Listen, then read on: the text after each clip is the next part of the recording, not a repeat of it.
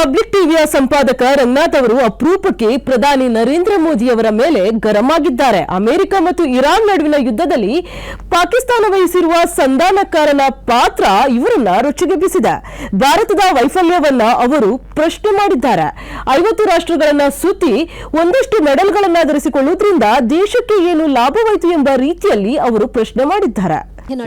India ನಾನು ಭಾಳ important ಅಂತ ಭಾಳ ಸರಿ ಪೋಸ್ಟ್ ಕೊಡುತ್ತೆ. ನಾನು ಇದನ್ನು ಹಿಂದೆನೂ ಹೇಳಿದ್ದೀನಿ. ಅದಕ್ಕೆ ತಕ್ಕಂತೆ ನಮ್ಮಲ್ಲಿ ಕೆಲವರು ಇದ್ದಾರೆ ಪುಂಗಿ ಊದೋ ಗಿರಾಕಿಗಳು. ಅವರು ಹಂಗೇ ಪುಂಗಿ ಊದೋದು ಅದನ್ನು ಏನೋ ನಾವು ಭಾಳ ಇಂಪಾರ್ಟೆಂಟು ಅಂತ. ಇಂಡಿಯಾ ಸ್ಟ್ರಾಟಜಿಕಲಿ ಅನಿವಾರ್ಯವಾಗುವಂತಹ ಸ್ಥಿತಿಯನ್ನು ತಲುಪೇ ಇಲ್ಲ ನಾವಿನ್ನೂ. Let us be sincere. ಆ ಕಡೆಗೆ ವರ್ಕ್ ಮಾಡೋಣ, ಆ ಕಡೆ ಕೆಲಸ ಮಾಡೋಣ. ನಾನು ಮಾಡೋದು ಬಾರ್ದು ಅಂತ ಹೇಳ್ತಿಲ್ಲ, ಮಾಡಲೂಬೋದು, ಮಾಡ್ತಾನೂ ಇದ್ದೀವಿ ಅಂತಲೂ ಅಂದ್ಕೊಳ್ಳೋಣ. ಬೇಕಾದ್ರೆ ನಾವು ಆ ಭ್ರಮೆಗೆ ಬರಬಾರ್ದು.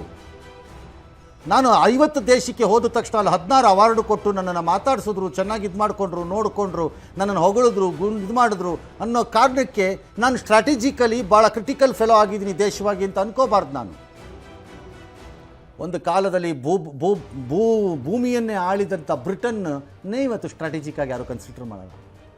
ಒಂದು ಕಾಲದಲ್ಲಿ ಇಡೀ ಪ್ರಪಂಚವನ್ನು ಹೆದರಿಸಿದ್ದ ಜರ್ಮನಿನೇ ಇವತ್ತು ಸ್ಟ್ರಾಟಜಿಕ್ ಆಗಿ ಯಾರು ಕನ್ಸಿಡರ್ ಮಾಡ್ತಾ ಇಲ್ಲ. ಇವತ್ತಿಂದು ಎಲ್ಲ ವ್ಯತ್ಯಾಸಗಳಾಗಿದೆ. ಹಾಗಾಗಿ ಸುಮ್ಮನೆ ನಮ್ಮಲ್ಲಿ ಶಾಂತಿಗಾಗಿ ನಾವು ಎಂದೂ ಬಯಸ್ತೀವಿ. ಸರಿಯಪ್ಪ, ಗೊತ್ತು, ಸುಮ್ಮನೆ ಇರ್ರಪ್ಪ, ನಮ್ಮ ಕೆಲಸ ನಾವು ಮಾಡ್ಕೊಂಡು ಹೋಗೋಣ. ಅವ್ರು ಯಾರೋ ಒಬ್ಬ ಬಂದ್ಬಿಟ್ಟು ಕಾಗ್ದ ಬರೀತಾನೆ, ಭಾಷೆ ನೋಡೋ ಅಂತಾನೆ. ಇನ್ನೊಬ್ಬ ಬಂದು ಯಾಕರ್ತೆ ಅಂತಾನೆ. ಇನ್ನೊಬ್ಬ ಬೇಕಾರೆ ಅವನೇ ನಾವೇ ಒದಿಸ್ಕೋಬೇಕು. ಇಲ್ಲಿ ಕರ್ನಾಟಕದ ನಮ್ಮ ಹಣೆ ಬರಹ ಸೇಮ್ ಇಂಡಿಯಾ ಹಣೆ ಬರಹ ಒದಿಸ್ಕೋಬೇಕು ಎಲ್ಲರ ಕೈಲೂ. ನೀವು ಸೇಮ್ ಎಲ್ಲರೂ ಒದಿತಾರೆ. ಯಾಕೆ ಎಂದರೆ ನಿಮಗೆ ಒದ್ದರೆ ನಿಮ್ಮ ರಕ್ಷಣೆಗೆ ಬರೋಕ್ಕೆ ಯಾರೂ ಇಲ್ಲ. ನಿಮ್ಮ ರಕ್ಷಣೆಗೆ ಬರೋಕ್ಕೆ ಒದ್ರೆ ಜೋರಾಗಿ ನಿಮಗೆ. ಒಂದಂತೂ ನಿಜ, ಅಮೆರಿಕನ ನಂಬಿ ಮುಂದಕ್ಕೆ ಹೆಜ್ಜೆ ಹಾಕುವವರು ಎಚ್ಚರಿಕೆಯಿಂದ ಇರಬೇಕು ಅನ್ನೋ ಸಂದೇಶ ಬಂದ್ಬಿಡಬಹುದು. ಇದರಿಂದ ನಂಬಬಾರ್ದು. ಇವ್ರನ್ನ ನಂಬಿದ್ರೆ ಡೇಂಜರು. ಕೈ ಬಿಟ್ಬಿಡ್ತಾರೆ. ಅವ್ರ ನಡುವಲ್ಲಿ ಕೈ ಬಿಡೋ ಗಿರಾಕಿಗಳೇ ಅವರು. ಅವ್ರದ್ದಾದ ಮೇಲೆ ಅವ್ರದ್ದು ಮುಗೀತು ಅವ್ರದ್ದು. ಇನ್ನು ಇದೇ ಪ್ರಶ್ನೆಯನ್ನ ದೇಶದ ಕೋಟ್ಯಾಂತರ ಮಂದಿ ಕೇಳ್ತಾ ಇದ್ದಾರೆ. ವಿರೋಧ ಪಕ್ಷಗಳನ್ನ ಬಿಡಿ, ಸಾಮಾನ್ಯ ನಾಗರಿಕರಿಗೂ ಮೋದಿ ಸರ್ಕಾರದ ರಾಜತಾಂತ್ರಿಕತೆಯ ವೈಫಲ್ಯ ಚಿಂತೆಗೀಡು ಮಾಡಿದೆ.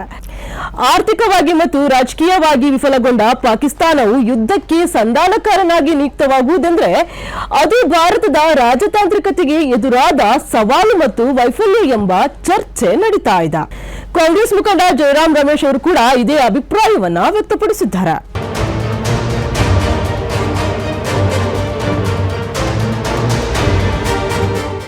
ಇನ್ನು ಇದೇ ವೇಳೆ ಪ್ರಧಾನಿ ನರೇಂದ್ರ ಮೋದಿ ಅವರು 2014ರಿಂದ 2025ರವರೆಗೆ ಜಗತ್ತಿನ ವಿವಿಧ ರಾಷ್ಟ್ರಗಳಿಗೆ ನೀಡಿರುವ ಭೇಟಿ ಮತ್ತು ಪಡೆದುಕೊಂಡಿರುವ ಮೆಡಲ್ಗಳು ಮತ್ತು ಮಾಡಿರುವ ಖರ್ಚುಗಳನ್ನು ಕೂಡ ಜನರು ಈಗ ಪ್ರಶ್ನೆ ಮಾಡತೊಡಗಿದ್ದಾರೆ. ಪ್ರಧಾನಿ ನರೇಂದ್ರ ಮೋದಿ ಅವರು 2014ರಿಂದ 2026ರವರೆಗೆ ಒಟ್ಟು 79 ರಾಷ್ಟ್ರಗಳಿಗೆ ಭೇಟಿ ನೀಡಿದ್ದಾರೆ. ಅಮೆರಿಕದಲ್ಲಿರುವ ವಿಶ್ವಸಂಸ್ಥೆಯ ಸಾಮಾನ್ಯ ಸಭೆಗೆ ನೀಡಿದ ಭೇಟಿಯನ್ನ ಸೇರಿದ್ರೆ 99 ವಿದೇಶಿ ಪ್ರವಾಸವನ್ನ ಅವರು ಮಾಡಿದಂತಾಗಿದೆ. ಈ ಪ್ರವಾಸಗಳಿಗೆ ತಗುಲಿದ ವೆಚ್ಚವನ್ನ ವಿದೇಶಾಂಗ ಸಚಿವಾಲಯವು ಫೆಬ್ರವರಿ 2026ರಲ್ಲಿ ಲೋಕಸಭೆಗೆ ತಿಳಿಸಿದೆ.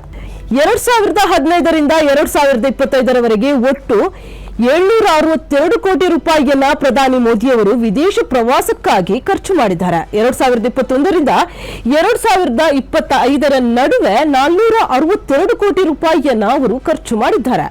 ಇದೇ ವೇಳೆ ಪ್ರಧಾನಿ ನರೇಂದ್ರ ಮೋದಿ ಅವರಿಗೆ 30 ಅಂತಾರಾಷ್ಟ್ರೀಯ ಮೆಡಲ್ಗಳು ಸಿಕ್ಕಿವೆ. ಇವುಗಳಲ್ಲಿ ಹಲವು ವಿದೇಶ ಪ್ರವಾಸಗಳ ಸಂದರ್ಭದಲ್ಲಿ ನೀಡಲಾಗಿದೆ. ಇತ್ತೀಚೆಗೆ ಇಸ್ರೇಲಿನ ಮೆಡಲ್ ಆಫ್ ದಿ ನೆಸೆಟ್ ಎಂಬ ಮೆಡಲ್ ಕೂಡ ಸಿಕ್ಕಿದೆ. ಇಥಿಯೋಪಿಯಾದ ನಿಶಾನ್ ಎಂಬ ಮೆಡಲ್ ಸಿಕ್ಕಿದೆ. ಒಮಾನಿನ ಆರ್ಡರ್ ಆಫ್ ಒಮಾನ್ ಎಂಬ ಮೆಡಲ್ ಕೂಡ ಸಿಕ್ಕಿದೆ. ಇದೀಗ ಈ ವಿದೇಶಿ ಪ್ರವಾಸಗಳು ಮತ್ತು ಅಲ್ಲಿ ಸಿಕ್ಕಿರುವ ಮೆಡಲ್ಗಳೇ ಪ್ರಧಾನಿ ನರೇಂದ್ರ ಮೋದಿಯನ್ನ ಬೆನ್ನಟ್ಟುತ್ತಿದೆ. ಇರಾನ್ ವಿರುದ್ಧ ಇಸ್ರೇಲ್ ದಾಳಿ ನಡೆಸುವುದಕ್ಕಿಂತ 2 ದಿನಗಳ ಮೊದಲು ಅವರು ಇಸ್ರೇಲ್ಗೆ ಭೇಟಿ ನೀಡಿದ್ರು. ಇಸ್ರೇಲನ್ನ ಫಾದರ್ ಲ್ಯಾಂಡ್ ಅಂತ ಕರೆದಿದ್ರು, ಭಾರತವನ್ನ ಮದರ್ ಲ್ಯಾಂಡ್ ಅಂತ ಹೇಳ್ತಾ ಇದ್ರು. ಅಲ್ಲದೆ ಟ್ರಂಪ್ ಏನೆಲ್ಲ ಷರತ್ತುಗಳನ್ನ ಭಾರತದ ಮೇಲೆ ವಿಧಿಸಿದ್ರು ಕೂಡ ಈ ಎಲ್ಲವನ್ನು ಚಾಚು ತಪ್ಪದೆ ಪಾಲಿಸಿದ್ದಾರೆ. ರಷ್ಯಾದಿಂದ ಆಯಿಲ್ ಖರೀದಿಸಬಾರದು ಎಂದು ಟ್ರಂಪ್ ಹೇಳಿದ ತಕ್ಷಣ ಅದರಂತೆ ನಡೆದಿದ್ರು. ಇರಾನ್ನಿಂದ ತೈಲ ಖರೀದಿಸುವುದನ್ನ ನಿಲ್ಲಿಸಿದ್ರು.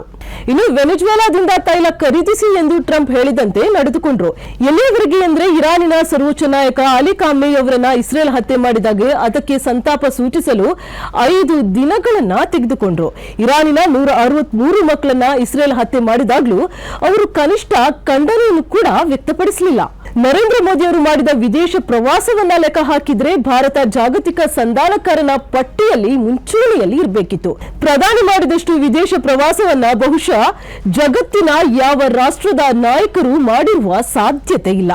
ಪಾಕಿಸ್ತಾನದ ಪ್ರಧಾನಿಯೂ ಮಾಡಿಲ್ಲ. ಆದ್ರೆ ಪ್ರಧಾನಿಯ ವಿದೇಶಿ ಪ್ರವಾಸ ಭಾರತದ ವರ್ಚಸ್ಸನ್ನ ಹೆಚ್ಚುಗೊಳಿಸಲು ಶಕ್ತವಾಗಿಲ್ಲ ಅನ್ನೋದು ಈಗಿನ ಬೆಳವಣಿಗೆ ತೋರಿಸ್ತಾ ಇದೆ. ಅವರಿಗೆ ಮೆಡಲ್ ಕೊಟ್ಟು ವಿದೇಶಿ ರಾಷ್ಟ್ರಗಳು ಸಾಗ ಹಾಕಿರುವುದಾಗಿ ಕಾಣಿಸ್ತಾ ಇದೆ. ಪ್ರಧಾನಿಯನ್ನ ವಿಶ್ವಗುರು ಎಂದು ಅವರ ಅಭಿಮಾನಿಗಳು ಕರೀತಾ ಇದ್ದಾರೆ. ಆದ್ರೆ ವಿಶ್ವದ ಯಾವುದೇ ಬೆಳವಣಿಗೆಯಲ್ಲಿ ಭಾರತದ ವರ್ಚಸ್ಸು ದಿನೇ ದಿನೇ ಕುಸಿಯುತ್ತಲೇ ಇದೆ. ಪಕ್ಕದ ಪಾಕಿಸ್ತಾನ ತನ್ನ ವರ್ಚಸ್ಸನ್ನ ಹೆಚ್ಚಿಸಿಕೊಳ್ಳುತ್ತಿರುವಾಗ ಪ್ರಧಾನಿ ಇಷ್ಟು ವಿದೇಶ ಪ್ರವಾಸ ಮಾಡಿಯೂ ಅಮೆರಿಕದ ಸಾಮಂತ ರಾಷ್ಟ್ರದಂತೆ ಶರಣಾಗತಿ ವಿದೇಶ ನೀತಿಯನ್ನ ಹೊಂದಿರುವುದು ಎಷ್ಟರ ಮಟ್ಟಕ್ಕೆ ಸರಿ ಎನ್ನುವ ಪ್ರಶ್ನೆಗಳು ಕೇಳಿ ಬರ್ತಾ ಇದೆ. ವಿದೇಶ ಪ್ರವಾಸದಿಂದ ಭಾರತಕ್ಕೆ ಯಾವುದೇ ಲಾಭವಾಗಿಲ್ಲ ಅನ್ನೋದನ್ನ ಇತ್ತೀಚಿನ ಬೆಳವಣಿಗೆಗಳು ಸೂಚಿಸ್ತಾ ಇವೆ. ಈ ಕಾರ್ಯಕ್ರಮದ ಪ್ರಾಯೋಜಕರು Gadiyar group of companies, specialised in piling and shoring, engineering consultancy, firefighting, steel structures, real estate. Office, SIT Tower, Silicon Oasis, Dubai, UAE. ಸ್ನೇಹಿತರೆ, ನಿಮ್ಮ ಅದ್ಭುತ ಬೆಂಬಲದಿಂದ ಸನ್ಮಾರ್ಗ ನ್ಯೂಸ್ ಚಾನೆಲ್ ಈಗ 2 ಲಕ್ಷ ಸಬ್ಸ್ಕ್ರೈಬರ್ಗಳನ್ನು ದಾಟಿದೆ. ಇದು ನಮ್ಮ ಯಶಸ್ಸಲ್ಲ, ಇದು ನಿಮ್ಮ ಯಶಸ್ಸು. ನಮ್ಮ ಮುಂದಿನ ಗುರಿ 4 ಲಕ್ಷ. ಇದು ಕಷ್ಟವಲ್ಲ. ನೀವು ಮಾಡಬೇಕಾದದ್ದು ಸಿಂಪಲ್. ನೀವು ಸನ್ಮಾರ್ಗ ನ್ಯೂಸ್ ಚಾನೆಲ್ ವಿಡಿಯೋವನ್ನ ನಿಮ್ಮ ಸ್ನೇಹಿತರಿಗೆ, ಕುಟುಂಬದವರೊಂದಿಗೆ ಹಂಚಿಕೊಳ್ಳಿ ಮತ್ತು ಅವರಲ್ಲೂ ಸಬ್ಸ್ಕ್ರೈಬ್ ಮಾಡಲು ಹೇಳಿ. ನೀವು ಶಕ್ತಿಯನ್ನು ಕೊಡಿ, ನಾವು ನಿಖರ ಸುದ್ದಿ ಕೊಡ್ತೇವೆ. ಧನ್ಯವಾದಗಳು.